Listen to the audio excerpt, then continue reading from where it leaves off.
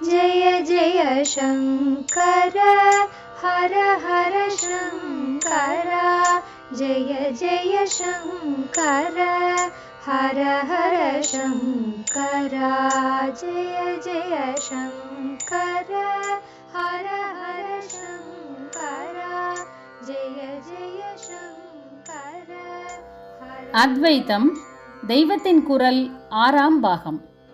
அத்வைத சாதனை. ஸ்ரவணமும் சுசுருஷையும். முதலில் ஸ்ரவணம். குரு செய்யும் மகா வாக்கியோபதேசத்தை கேட்டுக்கொள்வதையே அப்படி முக்கியமாக சொல்வது. குரு அதோடு கூட உபதேசிக்கிற மற்ற பிரம்ம வித்யா சாஸ்திர சம்பிரதாய விஷயங்களையும் இப்படி ஜீவ பிரம்ம அபேதத்தை பற்றி அலசி தியானம் செய்ய வேண்டும் என்று அவர் வழிமுறைகள் சொல்லித் தருவதையும் சொந்த அனுபவத்திலிருந்து அவர் கற்றுக் கொடுக்கக்கூடியவற்றையும் நன்றாக கேட்டுக்கொள்வதும் ஸ்ரவணம்தான். ஸ்ரவணம் என்றால் காதால் கேட்டுக்கொள்வதென்று மட்டும் அர்த்தமில்லை. அப்படியே ஹிருதயத்தினாலேயே கிரகணம் பண்ணி குரு வாக்கியத்தை பிடித்துக் கொள்வதைத்தான் ஸ்ரவணம் என்று உபச்சாரமாக சொல்வது. சாப்பிடுவது என்னும்போது வாயால் செய்யும் காரியமாகத்தான் போஜனத்தை சொல்கிறோம். ஆனால் அதன் லட்சியம் பிரயோஜனம் அது வயிற்றுக்குள்ளே போய் ஜெரித்து இரத்தமாவதுதானே. வாய் என்ற வெளி அவயவத்தால் பண்ணுவதை பேரிட்டு சொல்கிற மாதிரிதான் காது என்பதால் பண்ணும் சிரவணத்தை சொல்வதும். காதால் சாப்பிட்ட உபதேச அமிர்தம் புத்தியிலேயும் மனசிலேயும் ஜீரணமாகி அப்புறம் ஹிருதயத்திற்குள்ளே போய்விடுவதுதான் தாத்பரியம். என் செவியில் எல்லையில்லா ஆனந்தம் அளித்து என்று விநாயகர் அகவலில் சொல்லியிருப்பது இப்படி செவி மூலமாக போய் முடிவில் ஹிருதயத்தில் ஆத்மானந்தம் உண்டாவதை தெரிவிக்கிறது. சர்வ வியாபகமான ஆகாச தத்துவம் சப்தம் என்பதற்கே உரியது. அதனால்தான் சப்த ரூபமான உபதேசங்களை கேட்டுக்கொள்வதான சிரவணத்திற்கு முக்கியத்துவம். ஆகாசத்தில் ஈஸ்வரனின் சுவாசத்திலிருந்தே சூக்ஷ்ம சப்த வைப்ரேஷன்களாக வெளிப்பட்டவற்றை ரிஷிகள் அதீந்திரிய சக்தியால் கேட்டு நம்முடைய காதுகளும் கேட்கும்படி பிடித்து கொடுத்திருக்கும் சப்த கோவைகளே நம்முடைய வேத மந்திரங்கள். அவர்கள் உள்காதால் கேட்டதை நாமும் காதால் வெளி காதால் தான் கேட்டுக்கொள்ள வேண்டுமே என்று எழுதி வைத்து கண்ணால் படித்து அல்ல என்றே விதி பண்ணி வைத்திருக்கிறது. ஏனென்றால் அப்போதுதான் ஹிருதயாகாசத்திற்குள்ளே போக வேண்டிய உபதேச தாத்பரியம் அகண்டாகாசம், பரமாத்ம சுவாசம், சுவாசிக்கும் பரமாத்மா என்பதாக அதன் மூலஸ்தானத்தையே தொட்டுக்கொண்டு ட்ரேஸ் பண்ணி கொண்டு போவதாக இருக்கும். அதனால்தான் சிரவணத்திற்கு முக்கியத்துவம். இன்னொன்று, புஸ்தகத்தை பார்த்து தெரிந்து கொள்ளும் போது புஸ்தகம் ஜட வஸ்து. அது எழுத்தைத்தான் காட்டுமே தவிர அதன் அர்த்தமான உயிரை ஊட்டாது. உபதேச தத்துவத்தை அனுபவித்து அறிந்தவனான ஆச்சாரியன் என்ற உயிருள்ள ஒரு மீடியத்தின் வழியாக அந்த எழுத்துக்கள் வரும்போதே உபதேசம் உயிரோடு உள்ளே போகும். இதெல்லாம் மட்டுமில்லாமல் குருமுக உபதேசம் என்கிற போதுதான் ஒருவனுக்கு சிஷ்யபாவம் ஏற்படுகிறது.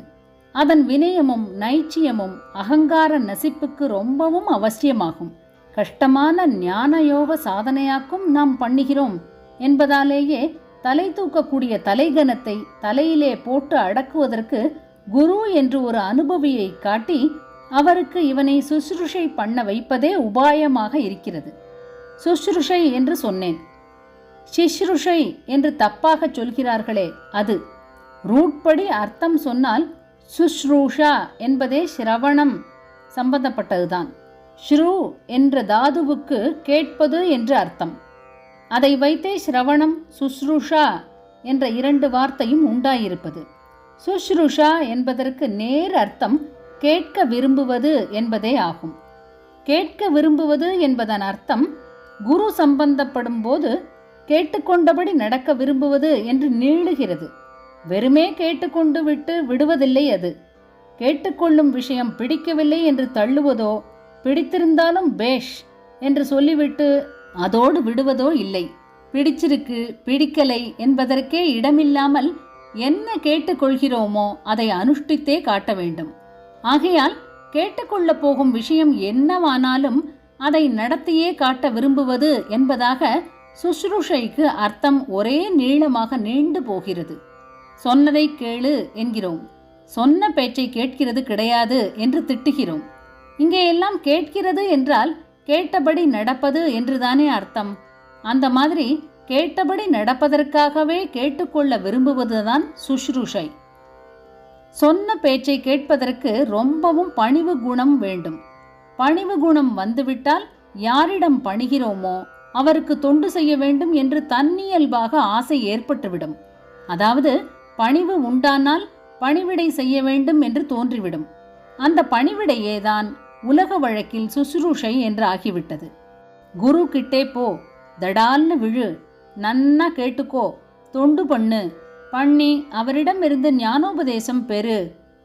தத் வித்தி பிரணிபாதேன பரிப்பிரஷ்னேன சேவையா என்று பகவான் சொல்லியிருக்கிறார். குறிப்பு: கீதை 4வது அத்தியாயம் 34வது ஸ்லோகம். தத் வித்தி தான் ஞானோபதேசம் பெறு, பிரணிபாதம் தடால் என்று விழுவது. குறிப்பு: தண்டாகாரமாக நமஸ்கரிப்பது.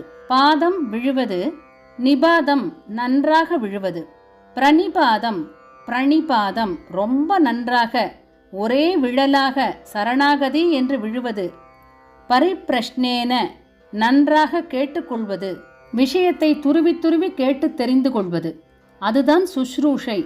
அதை சொன்னவுடனேயே சேவையா என்கிறார், தொண்டு பண்ணு என்கிறார். ஒன்றிலிருந்து ஒன்றாக விஷயம் கவடு விட்டு கொண்டு போவதில் இங்கே ஒன்று தெரிகிறது. இந்த இடத்தில் கீதா ஸ்லோகங்கள் அமைந்துள்ள விதம் கர்மாவையெல்லாம் விட்டு சந்நியாசியான பிற்பாடே குருவிடம் போய் ஞான யோகத்தில் உபதேசம் வாங்கிக் கொள்ள வேண்டும் என்று காட்டுவதாகவே இருக்கிறது. கர்மயோகத்தில் வெளி திரவியங்களை வைத்துக்கொண்டு செய்கிற யஜ்ஞத்தை விட ஞான யோகமாகிற உள் யஜ்ஞந்தான் சிரேஷ்டமானது. எல்லா கர்மமும் ஞானத்தில்தான் பூர்த்தியாகிறது என்று முந்தின ஸ்லோகத்தில் சுவாமி சொல்கிறார். சொல்லிவிட்டு உடனேயே சத்திய தத்துவத்தை பிரத்யக்ஷத்தில் கண்ட, அதாவது அனுபவித்த ஞானிகள் உனக்கு ஞானோபதேசம் செய்வார்கள். அவர்களிடம் போய் தடால் என்று விழுந்து கேட்டு கேட்டு தொண்டு பண்ணி தெரிந்துகொள் என்கிறார். இது வருகிற அத்தியாயம் ஞான கர்ம சந்நியாச யோகம். இதையெல்லாம் பொருத்தி பார்க்கும்போது கர்மாவை விட்டு ஒரு ஞானியிடம் போய் சந்நியாசம் வாங்கிக் கொண்டு பிரம்ம வித்யா உபதேசம் பெறுகிறதைத்தான் சொல்லியிருக்கிறார் என்று தெளிவாக புரிகிறது.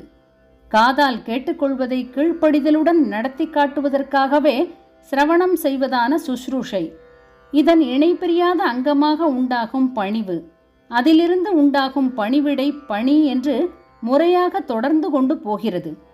காதால் கேட்கும் சுஷ்ரூஷை எதில் கொண்டு விடுகிறதோ அந்த பணிவிடைக்கும் சுஷ்ரூஷை என்று பெயர் வந்துவிட்டது. காலக்கிரமத்தில் பகுபேருக்கு சுஷ்ரூஷை என்றாலே பணிவிடைதான் என்று அர்த்தமாகி அதற்கு முதல் அர்த்தம் கேட்டுக்கொள்வது என்பதே தெரியாமல் ஆகிவிட்டது.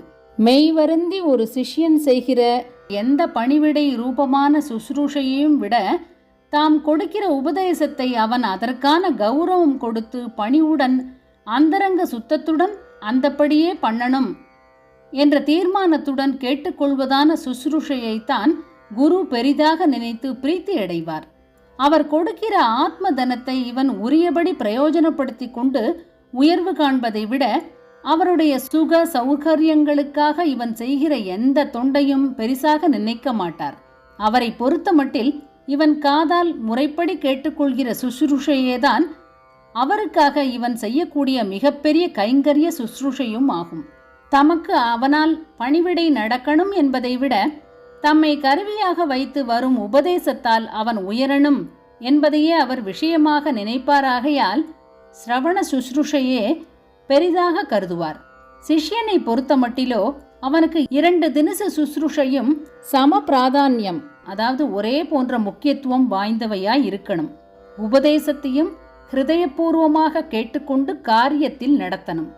உபதேசிக்கிறவரையும் ஈஸ்வரனே என்று புரிந்து கொண்டு அவரிடம் சரணாகதி பண்ணி முடிந்த எல்லா பணிவிடையும் செய்ய வேண்டும். உபதேசிக்கப்பட்ட மந்திரம் பண்ணுவது பாதி என்றால் உபதேசிக்கிறவரின் அருள் பாதி பண்ணிவிடும்.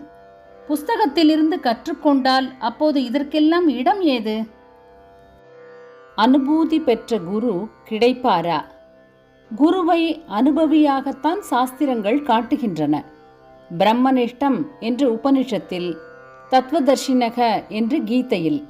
அப்படிப்பட்டவர் நிஜமாகவே பிரம்ம சாட்சா்காரம் பெற்றவர் இந்த நாளில் கிடைப்பாரா என்று யோசனை பண்ண வேண்டாம். நிஜமான முமுக்ஷுதாவோடு தவியாக தவித்தால் ஈஸ்வரன் நிச்சயம் அப்படி ஒருவரை காட்டிக் கொடுக்காமல் விடமாட்டான். சதாகால பிரம்மனிஷ்டரோ இல்லையோ, இருக்கிறதற்குள் சிரேஷ்டரான ஒருவரை காட்டி அவருக்குள்ளே இவனுக்கு மகா வாக்கியம் தருகிற சமயத்தில் சாக்ஷாத் அந்த ஈஸ்வரனே ஆவிர்பாவம் ஆகி உபதேசம் பண்ணிவிடுவான். அப்படித்தான் குறிப்பு, பரம சத்தியமான ஒன்றை உள்ளபடி உணர்ந்துரைக்கும் மகிழ்ச்சியுடனும் அழுத்தத்துடனும் பிரமாண மொழியாக கூறுகிறார்கள். அதிலே சந்தேகமே வேண்டாம். இந்த நாளிலும் அனுபவியான குரு கிடைப்பாரா என்று இவன் ஏங்கிக் கொண்டிருக்கிற மாதிரியே இந்த நாளிலும் நிஜமான முமுக்ஷு கிடைப்பானா என்று சுவாமியும் ஏங்கிக் கொண்டுதான் இருப்பாராதலால் அப்படிப்பட்டவனை விட்டுவிட மாட்டார்.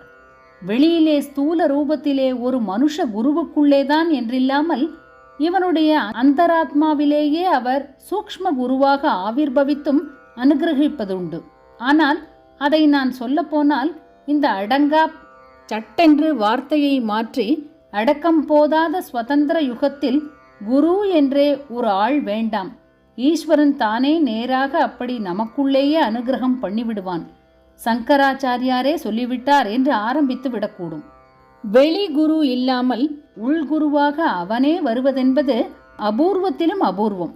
ரொம்பவும் அபூர்வமான உசந்த முமுக்ஷுகளுக்கே அப்படி வருவது, அல்லது ரொம்பவும் அபூர்வமான பூர்வ சம்ஸ்காரம் இருக்கிறவனுக்கு அவன் முமுக்ஷுவாக இல்லாமல் சாமானிய நிலையில் இருந்தால் கூட ஈஸ்வரனே இழுத்து பிடித்து தடுத்தாட்கொள்வதும் உண்டு.